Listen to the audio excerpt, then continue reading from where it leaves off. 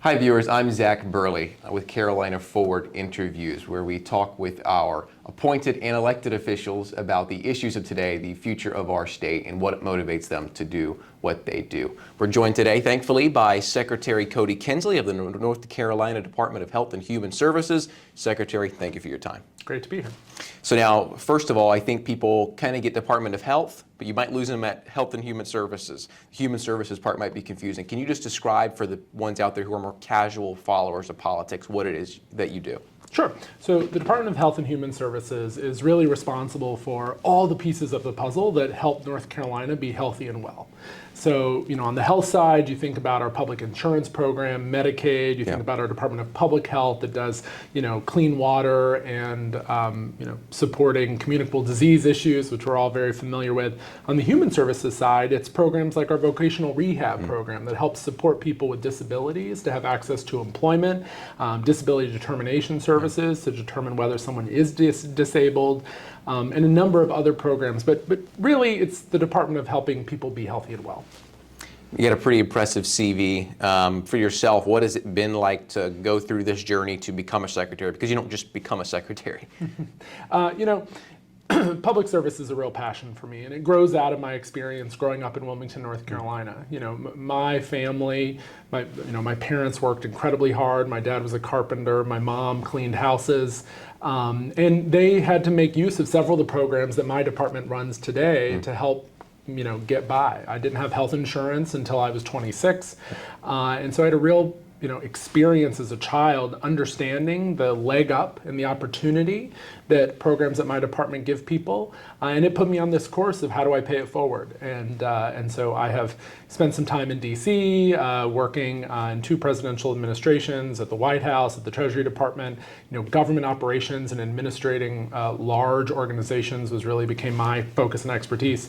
But in 2018, I had the opportunity to come home back to North Carolina and to join the department now, over 5 years ago, and happy to be here. Like I said, an impressive CV. I think it would be interesting to know for casual viewers, because we so often talk about politicians and politics. For yourself, whose job naturally overlaps with that, how is your job different from being a politician? The 2 things that stick out to me is you don't have to run for election, and you probably have to do stuff. Well, I want to thank our elected partners who do a lot of really important work. Very true, very true. Right now. My job really sits at the nexus of politics and policy, right? How do I take the initiatives and goals of our elected leaders and try to blend that into policy and then operations that make sense and deliver for the people of North Carolina? And of course, I have to thank the, 18,000 staff that work at the Department of Health and Human Services that is part of our civil service that don't change from administration to administration, who deliver on the core work that we do every day. Comments I make are tongue-in-cheek, of course. If you want any example of the fact that we do have politicians that do things, go and look at any of our interviews and you'll find people that do just that. For yourself, you've probably had one of the most difficult tasks of anyone in your department in its history, for the fact that you have to kind of be in during a COVID time. And that is something that no secretary in your position has had to face, a very unique challenge. For yourself, what has been the difficulties afterwards in, managing, naturally with health, the many issues that follow for the citizens of this state? Just yesterday we actually kind of closed down what had been a daily and then weekly call that we were doing with our team on COVID for the last 3 years.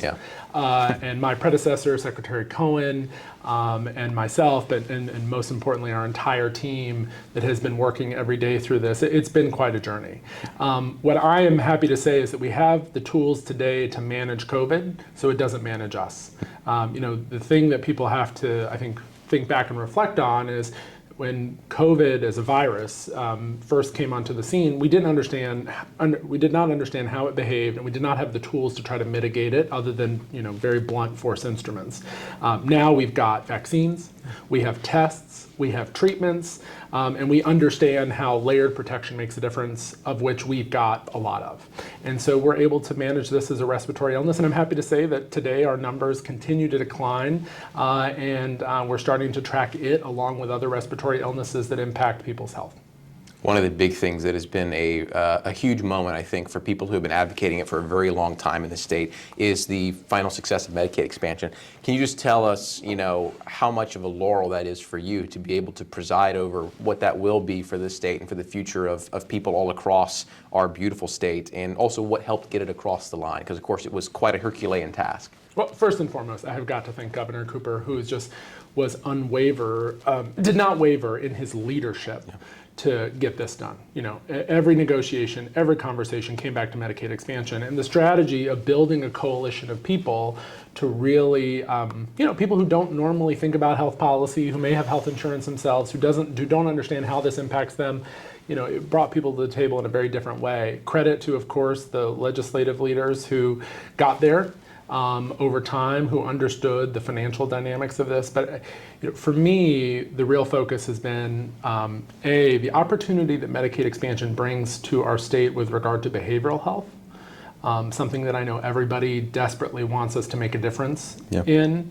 And then second, just the financial opportunity. I mean, we're talking about drawing down about $12 billion in year one. For those counting, that's more than a third of the current state budget. Wow.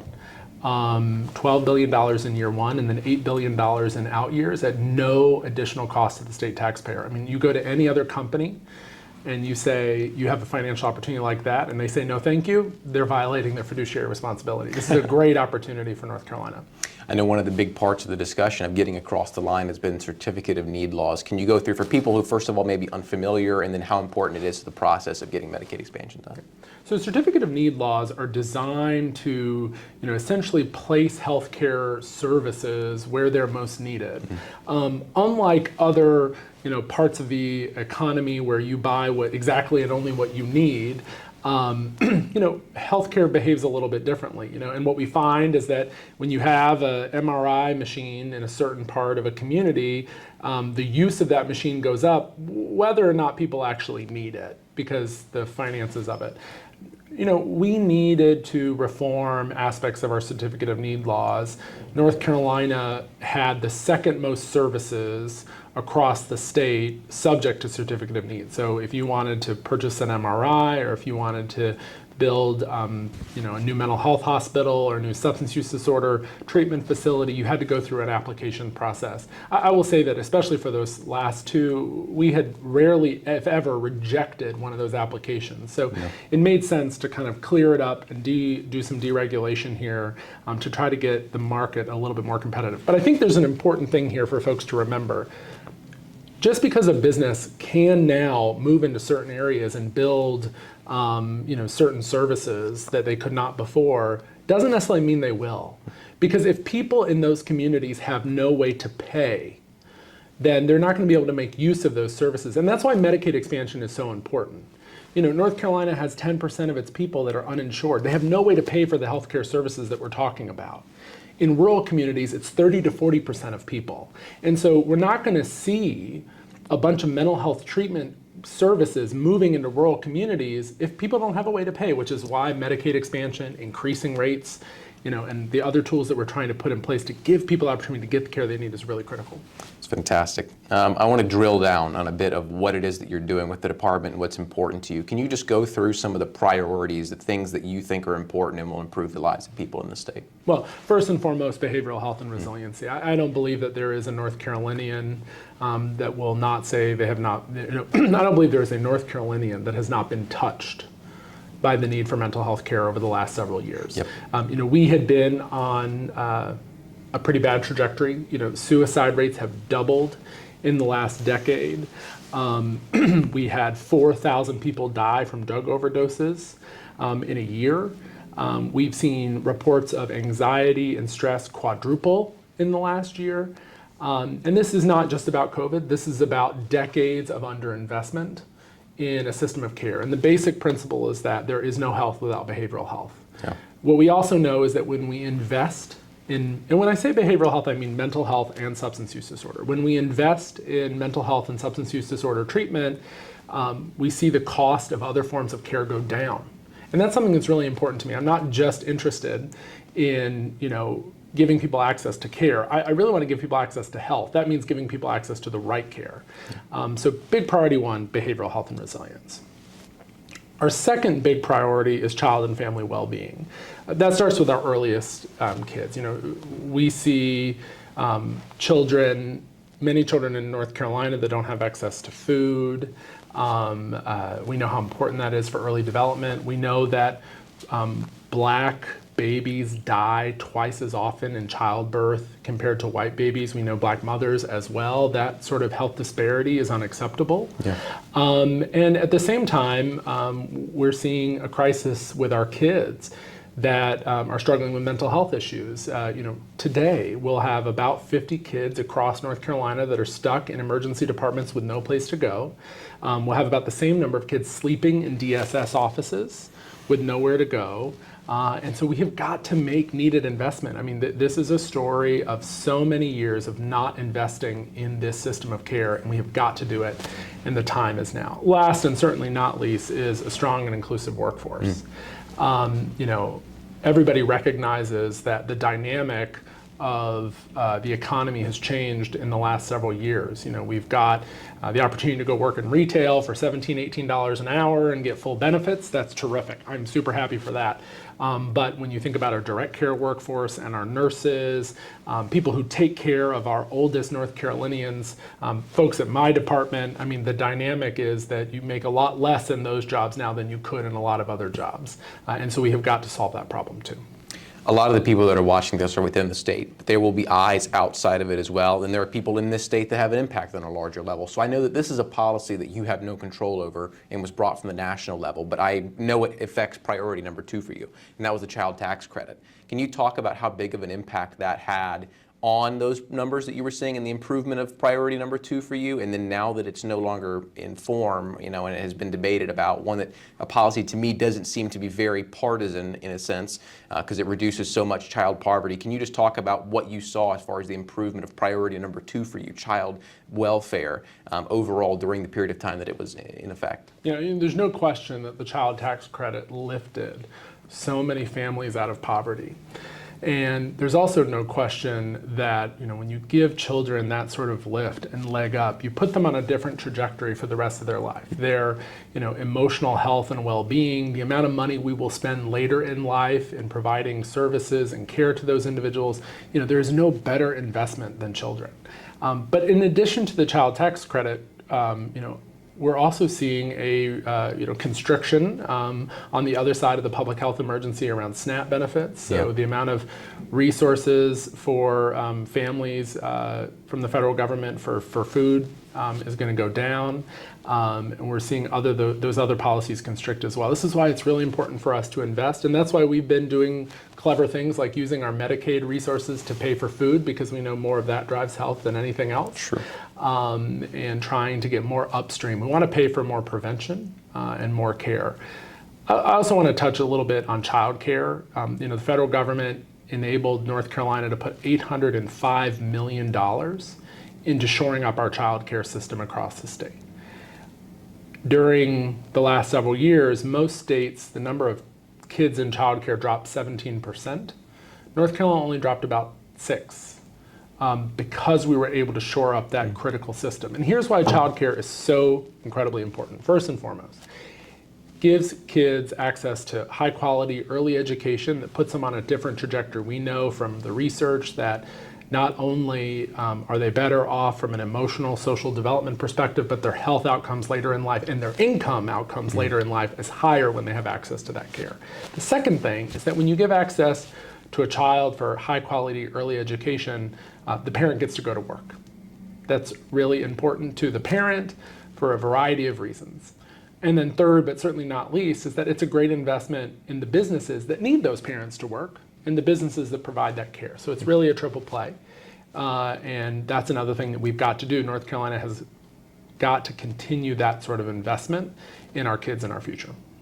You work in the cogs of government, and those are areas that can sometimes be hidden behind the bureaucracy. And there's a lot of complaints that people have about government. Maybe they don't understand how it works or why it works the way that it does. And you've seen stories recently talking about an adopted couple bringing in a child and they couldn't get a birth certificate for 2 years. People talk about care quality in our health services departments. I mean, for someone that has very much a hand on that, can you just describe the difficulties that you're facing in sometimes fulfilling the needs for reasons that are sometimes out of your control? Well, maybe let me back up and just break down what some of the people in our department do to give people a flavor. So we have about 18,000 staff at the Department of Health and Human Services, or 18,000 positions at the Department of Health and Human Services. More than 10,000 of those positions are in state hospitals. They provide direct care every day to the 2,600 people who go through our facilities who need the most complex levels of care that you cannot get anywhere else in the state. We have people waiting on waiting lists to get into those facilities because of the quality of care that they can provide. And I'd like to get rid of that waiting list if we could hire more staff. While we have 18,000 positions, I have a 26% vacancy rate right now. We're running a relay race, and every fourth person has to drop the baton. This is direct service for folks. One of the other critical direct services that we provide at the department is managing vital records, birth certificates, death certificates, etc. We have gone through a process to modernize that system, to digitize it. That's required a lot of investment of time and energy. We still have 8 million records that need to be digitized.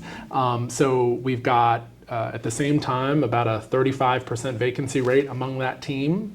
And so they're torn between, do I answer the calls and try to process the incoming, or do I scan the existing records to try to get things done? At the same time, we've struggled to get the investment that we need from the legislature to really both hire more people to pay competitive salaries and to digitize those records. This is a clear example where we want better services for North Carolina, but unless we can get the resources from the legislature to do it, we can't provide it. We're getting what we're paying for right now. And then last but certainly not least is think about every nursing home in North Carolina, or adult care home or residential treatment facility for a child. To ensure that those are safe and high quality, we have a team of people who go into these facilities and license them and inspect issues and respond to complaints that we have from the public. And that team has a 35% vacancy rate as well. Our ability to hire high quality nurses and people who understand how healthcare should work and compare it against the regulations of how it should work is really challenged right now. Meanwhile, complaints are going up because every single one of those facilities is having stretched staff. There's more problems and less people to deal with them, which means a worse return for folks. Give you one more example. And this is one that really touches people at particularly challenging moments in their lives.